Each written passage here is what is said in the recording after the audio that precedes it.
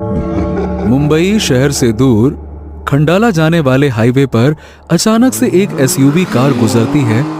गाड़ी के अंदर विक्की और सनी शराब के नशे में झूम रहे थे। I can't stop, so baby pull me closer in the backseat of your Rover. भाई आज तो अपना फुल सीन है यार। तुझे पता है मेरे दोस्त अर्जुन ने अपने फार्म हाउस पर रेव पार्टी रखी है भाई। वहाँ उसकी कई फिरंगी दोस्त भी आएंगी। अबे सनी ऑलरेडी 2 बज गए यार, और जिस रफ्तार से तू गाड़ी चला रहा है ना, पैदल वाले भी हमसे पहले पहुंच जाएंगे। हमको खुद को पहुंचते पहुंचते सुबह हो जाएगी। क्या खाक पार्टी? अरे तो क्या 100 के पार कर दूं? अबे यार तू गाड़ी 100 के पार चला तो सही। देख नेक्स्ट पार्टी मेरी तरफ से, प्रॉमिस करता हूँ तुझे। अच्छा ये बात है, तो अब देख मेरा कमाल। So baby pull me closer. Sunny ने एक्सेलरेटर दबाया और स्पीडोमीटर का कांटा कुछ ही सेकंड्स में 100 के पार चला गया। अब मजा आया ना? इस हफ्ते तो जैकपॉट लग गई। 2 ग्रैंड पार्टी। ना ना ना ना ना ना ना। सनी ने गाड़ी 100 के पार तो कर दी थी, लेकिन कहते हैं ना कि रफ्तार जब जरूरत से ज्यादा बढ़ जाती है तो जिंदगी उस पर अपने तरीके से ब्रेक लगा देती है।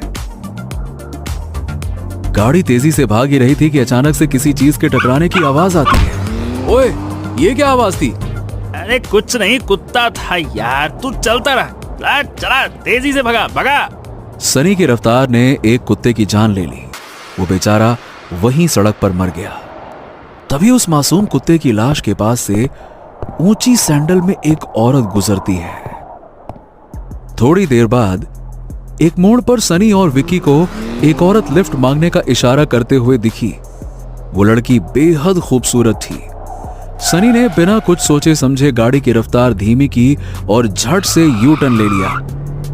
विक्की समझ गया कि सनी के मन में क्या चल रहा है। अबे तू कभी नहीं सुधरने वाला। मौका देखा नहीं की। अरे डो डो डो। सनी खिलखिला के हंस उठा और उसने गाड़ी उस औरत के सामने लाकर रोक दी। वेल, आपको कहीं जाना है क्या? वो औरत धीरे से मुस्कुरा देती है। जाना तो बहुत दूर है, तुम कहाँ तक साथ दोगे? विक्की ने गाड़ी का दरवाजा खोल दिया और वो औरत अंदर बैठ गई। सनी ने गाड़ी स्टार्ट कर दी। तो इस वक्त आप यहाँ पे अकेली? क्या बात है, सब ठीक तो है ना? वो औरत खामोशी से बैठी रही। सनी के सवाल के जवाब में उस औरत ने एक दूसरा सवाल कर डाला। तुम्हें क्या लगता है शराब पीकर इतनी तेज गाड़ी चलाना अच्छी बात है? सनी और विक्की एक दूसरे को देखते हैं और फिर जोर से हंस देते हैं।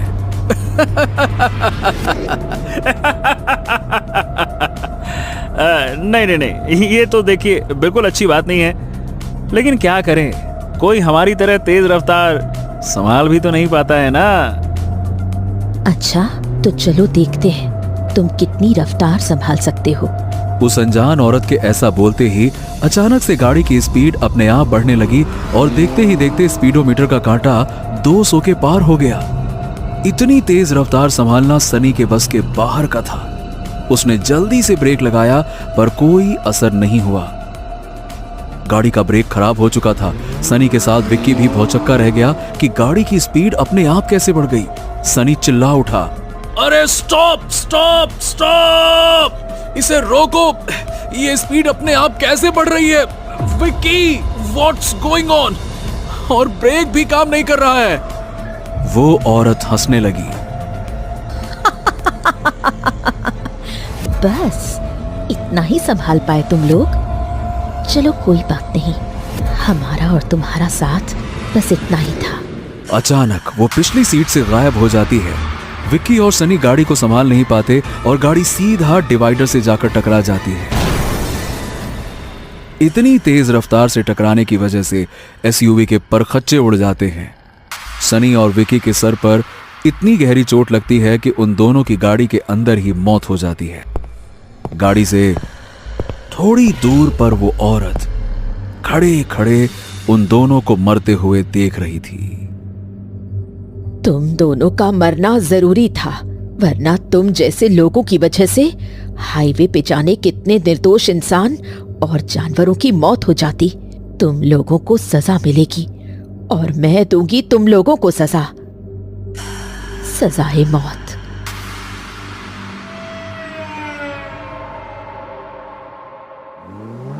आधी रात का वक्त था। लोनावला हाईवे पर तेजी से एक गाड़ी चली जा रही थी।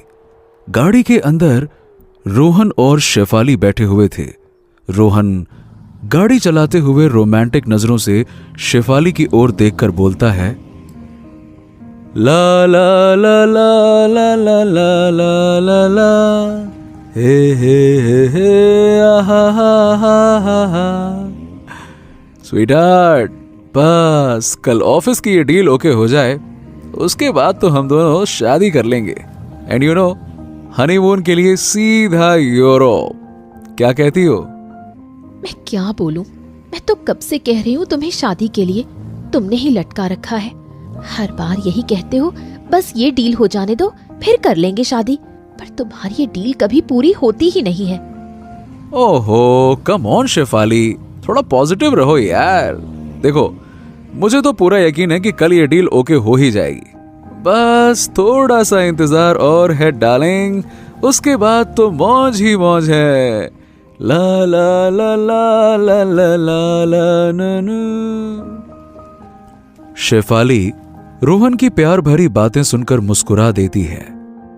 सब कुछ ठीक चल रहा था कि अचानक से एक दूसरी गाड़ी उन्हें ओवरटेक करती है और आगे जाकर सीधा एक डिवाइडर से टकरा जाती है। जोर का धमाका होता है। शेफाली और रोहन दोनों ही चौंक पड़ते हैं। रोहन एकदम से ब्रेक लगाता है। Oh shit! हे भगवान, उस गाड़ी का तो एक्सीडेंट हो गया रोहन। अरे होगा कोई बेवड़ा यार, छोड़ो ना। वीकेंड पे चढ़ा ली होगी और ले जाकर ठोक दी। कितना ही समझाओ, मानते नहीं है।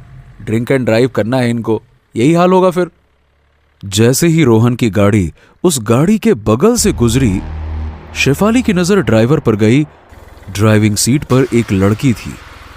शेफाली तुरंत चिल्लाई, स्टॉप रोहन, प्लीज स्टॉप, उस गाड़ी में एक लड़की है। क्यों चिल्ला रही हो Shefali? What's wrong with you? यार, हमें जल्द से जल्द पुणे पहुंचना है, कल हमारी बहुत इंपॉर्टेंट मीटिंग है। लीव इट यार। रोहन शेफाली को इग्नोर करके गाड़ी चलाता रहा।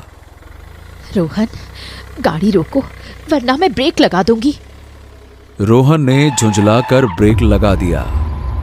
ओके फाइन फाइन, ये लो। लेकिन याद रखना शेफाली, अगर पुलिस का कोई भी लफड़ा हुआ ना तो तुम्हें ही समझना पड़ेगा।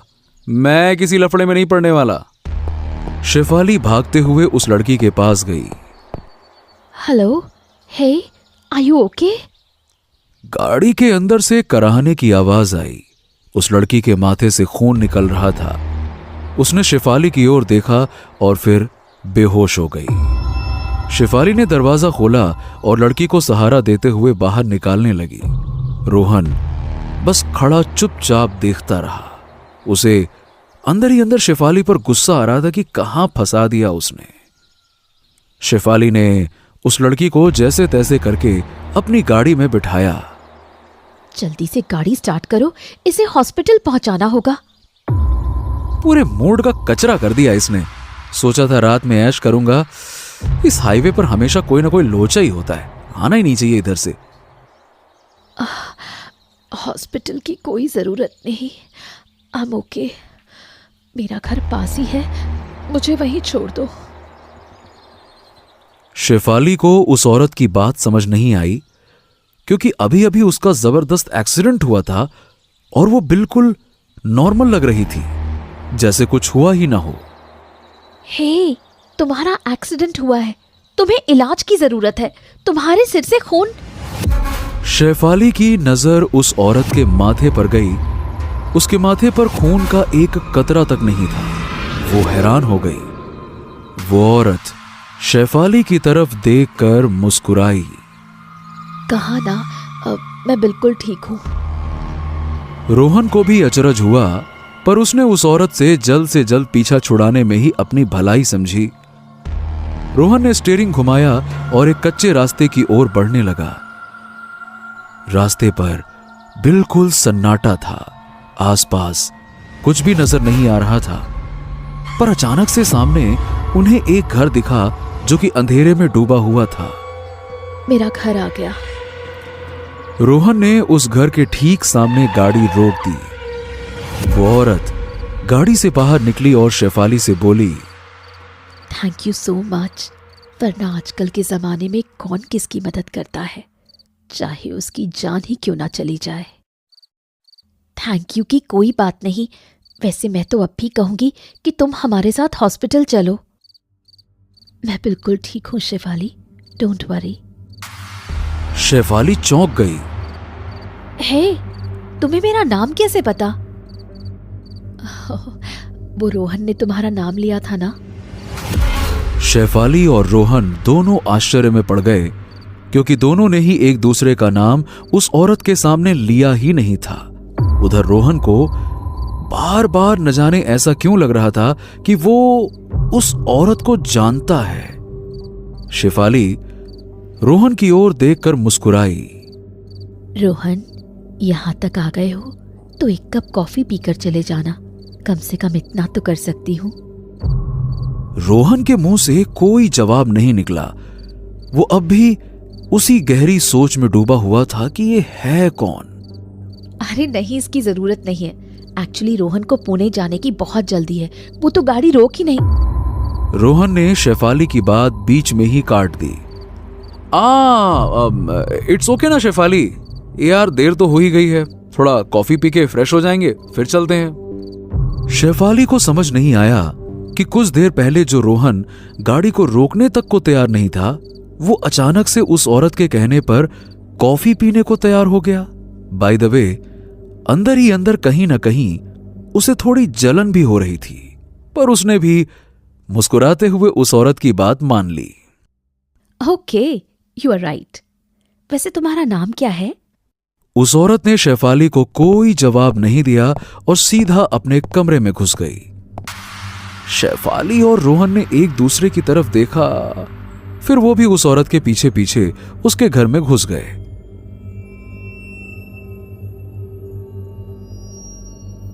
अंदर का माहौल थोड़ा अजीब था।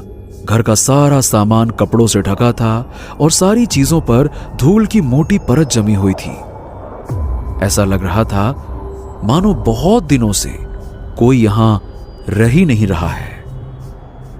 शेफाली को एक अजीब सी ठंडी हवा का झोंका महसूस हुआ और उसका दिल एकदम से जोरों से धड़कने लगा। उसने रोहन से कहा, रोहन, मुझे कुछ ठीक नहीं लग रहा। इतना जबरदस्त एक्सीडेंट होने के बाद भी वो बिल्कुल नॉर्मल है, और उसे हम दोनों का नाम कैसे पता? कुछ तो गड़बड़ है रोहन, प्लीज निकलते हैं यहां से। ओफो, कम ऑन स्वीटहार्ट, एक कप कॉफी की ही तो बात है, फिर हम निकल लेंगे ना। कौन सा यहां हम रुकने के लिए आए हैं? तुम भी ना बच्चों की तरह डरती हो। कोई भूत वूत थोड़े ना है यहाँ पे। एक नंबर की ड्रामा क्वीन हो। नहीं तो पहले खुद ही बोलती हो रुको रुको रुको रुको, अब बोलती हो चलो चलो चलो चलो। नौटंकी नहीं तो। पर सच तो ये था कि रोहन को भी अंदर ही अंदर ये सब कुछ अजीब लग रहा था। उस औरत का एक्सीडेंट, उसके माथे से खून का गायब हो जाना, दोनों का नाम उसे पहले से ही मालूम होना और बार बार ऐसा लगना कि वो उस औरत को जानता है। ये सारी बातें रोहन को उस औरत की तरफ खींचती चली जा रही थीं।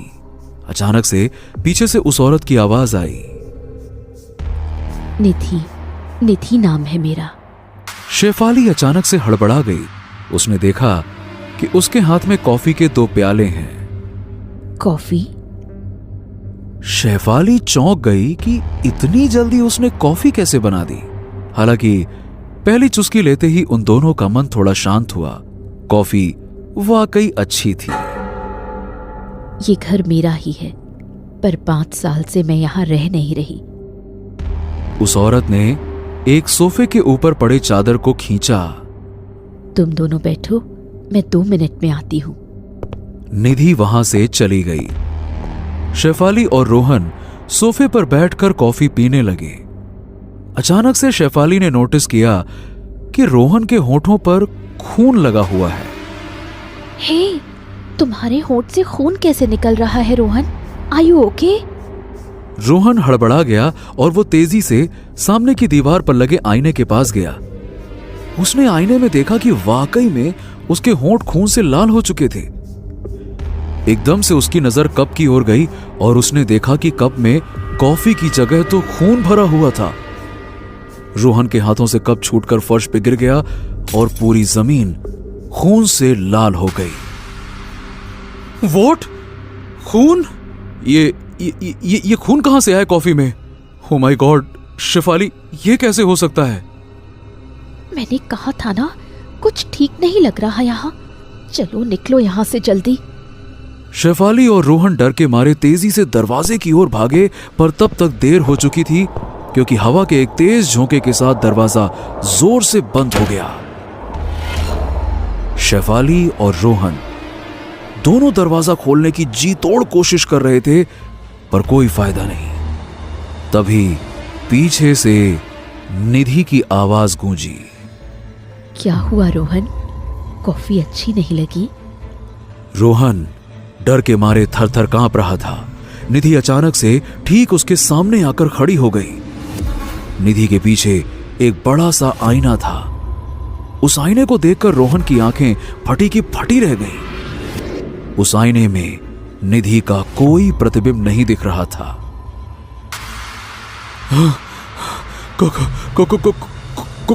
कौन हो तुम? और मेरी कॉफी में खून कैसे आया? खून? क्यों, स्वाद पसंद नहीं आया? वो खून मेरा ही है रोहन।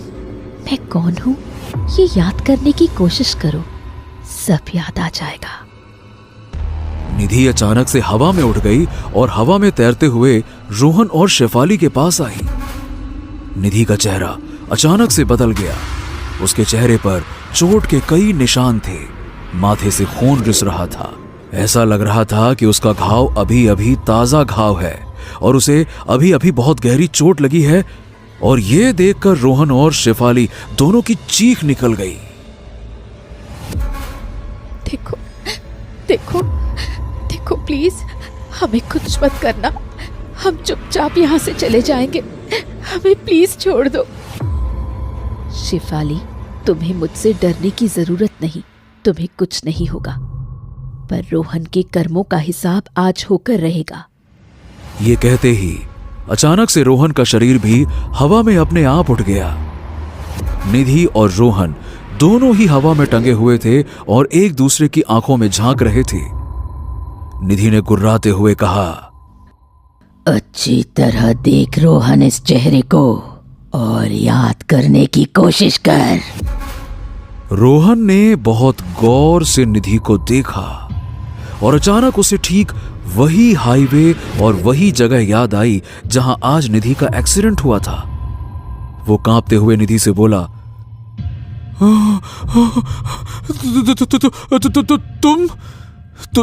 तुम तो वही लड़की हो जिसकी कार उस रात मेरी गाड़ी से टकराई थी। इसका मतलब क्या तुम उस रात मर गई थी और ये तुम्हारी आत्मा है? ये सुनते ही निधि गुस्से से चीख उठी। मर गई थी? नहीं रोहन, मैं मरी नहीं थी। मुझे तुमने मार दिया था। आज से 5 साल पहले इसी हाईवे से मैं ऑफिस से अपने घर लौट रही थी। तुम शराब के नशे में गाड़ी चला रहे थे। तुमने मेरी गाड़ी को टक्कर मारी। मैं डिवाइडर से टकरा गई। तुम्हारे साथ एक दूसरी लड़की थी, जैसे आज शेफाली है। उसने भी तुम्हें रोका था, पर तुमने एक ना सुनी। मैं खून से लथपथ अकेली वहां तड़प तड़प कर मर गई। निधि फिर से गुस्से में चिल्लाई, तुमने मुझे अकेले को नहीं मारा रोहन। मेरी एक बच्ची भी थी जिसे तुमने पैदा होने से पहले ही मार दिया। रोहन गिड़गिड़ाने लगा।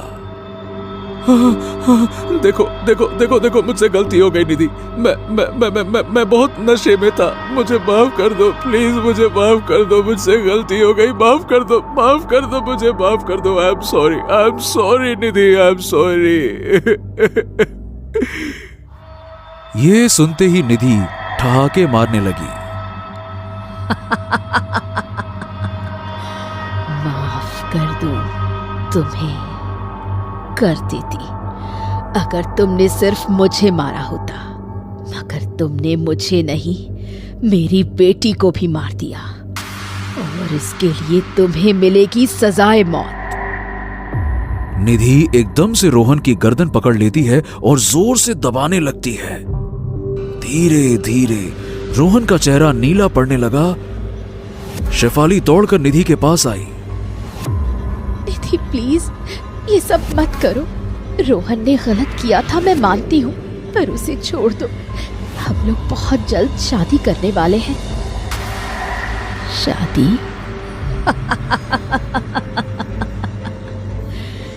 तुम बिल्कुल नादान हो शेफाली। पिछले 5 सालों में ये 50 लड़कियों को कह चुका है कि ये उनसे शादी करेगा। शुक्र मनाओ कि मैंने तुम्हें इसके हाथों बर्बाद होने से बचा लिया। रोहन की सांसें अटक रही थीं, उसकी आंखें बाहर आ रही थीं।